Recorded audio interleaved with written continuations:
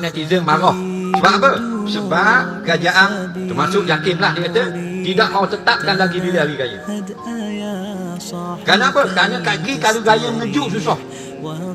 Sebab ada peniaga kuih, nak buat kuih, nak terima tepahan kuih, nak buat wahulu, nak buat biskut raya, jadi rohok orang. Patut tetap sudah bila raya, baru mudah kan nak niaga kuih. Jadi raya selama ni kena tengok kuihmu ke mana. 7 lapis langit, 7 lapis bumi, tunduk pada syariat Allah. Mu pula dah nak tengok kuihmu tepuh ke tak.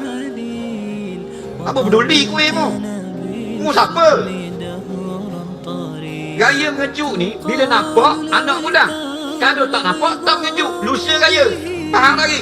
Sama-sama kita puasa 30 hari, tak mengejuk lah. Tapi kalau 29 tengok nampak anak bulan, kena raya ke tak?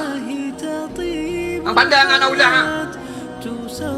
Dia raya ni dengan nampak anak bulan, bukan buat kalender awal-awal. Empat mazhab Hanafi, Syafi'i, Maliki, Hambali kena ru'yah, kena tengok anak bulan. Ada khilaf ijma'. Bila tengok 29 Ramadan, nak tengok kuih aku dulu, tengah cepoh ke tak? Bina kuih punya orang.